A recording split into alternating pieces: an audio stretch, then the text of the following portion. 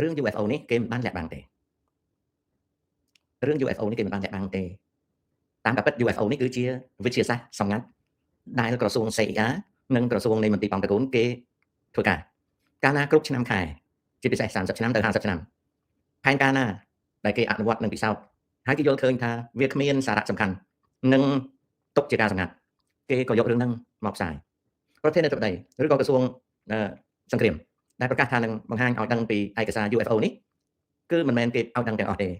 គេឲ្យដឹងតែឯកសារណាដែលនៅក្នុងសន្តិសុខជាតិចាត់ទុកថាហួសសម័យនឹងលក្ខការគេហៅថាហួសសម័យនៃការសម្ងាត់អញ្ចឹងក៏គេបង្ហាញឲ្យដឹងពាក្យថា UFO នេះគ្រាន់តែជាពាក្យដែលគេបង្កើតឲ្យមានការសង្ស័យតែតាមការពិតអ្វីៗគឺជាកម្មវិធីវិទ្យាសាស្ត្ររបស់ក្រសួងការពារជាតិនិងក្រសួង CIA គេដាក់ឈ្មោះថា UFO តែប៉ុណ្្នឹងទេអូខេកូនឥឡូវឲ្យឧទាហរណ៍មួយឲ្យស្រួលស្ដាប់យន្តហោះ F47 តាមការពិតគេបានពិសោធន៍អស់ជិត20ឆ្នាំហើយគេបានពិសោធន៍អស់ជិត20ឆ្នាំហើយគេបានពិសោធន៍អស់ជិត20ឆ្នាំហើយគេទៅតែនិយាយថាគេបានដាក់ផែនការ F47 ទៅក្នុងអនាគតដើម្បីផលិតនៅយន្តហោះនេះតែតាមការពិត prototype នៃយន្តហោះនេះបានធ្វើការពិសោធន៍អស់ជាង10ឆ្នាំហើយអានឹងអញ្ចឹងអស់ជាង10ឆ្នាំហើយនៅសហរដ្ឋអាមេរិកនេះណានៅសហរដ្ឋអាមេរិកនេះគ្រាន់តែចិនប្រមូលយកកម្មវិធីពិសោធន៍របស់អាមេរិកដែលបានទម្លាក់ចោលចិនយកមិនអស់ទេគ្រាន់តែកម្មវិធីរបស់អាមេរិកដែលយកមកកសាងហើយពិសោធន៍ហើយតែចុងក្រោយក្រសួង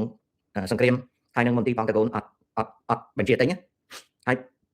ផែនការវិទ្យាសាស្ត្រហ្នឹងត្រូវទម្លាក់ចោលច្រើនណាស់តែរឿងមួយចិនយកទៅកែច្នៃជួនកាលកែច្នៃអត់ឡើងជួនកាលកែច្នៃទៅយកទៅប្រើគ្រោះថ្នាក់ពីព្រោះវិស្វកម្មចិនគាត់អាចអួតបានតែដល់ពេលគាត់សម្រេចបាននៅវិស្វកម្មចុងក្រោយជួនកាលគាត់បរាជ័យរៀងរាល់ថ្ងៃអ្នកប្រាជ្ញចិនបានយកវិទ្យាសាស្ត្ររបស់សហរដ្ឋអាមេរិកដែលគេទម្លាក់ចោលយកទៅកែច្នៃហើយទទួលគ្រោះថ្នាក់មានខ្លះវាផ្ទុះស្លាប់មនុស្សក្នុងមន្ទីរពិសោធន៍មានខ្លះស្លាប់អ្នកបើក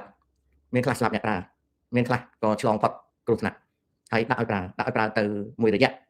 ក៏រកឃើញថាមានបញ្ហាក៏ឈប់ផលិតមានរបស់ច្រើនណាស់ណាមានរបស់ច្រើនណាស់មានរបស់ច្រើនមែនទែនដែលចិនប្រមូលយកទៅសប្តាហ៍នេះគ្រាន់តែឧបត្ថម្ភភាគចក្រដែលអាមេរិកទម្លាក់ចោល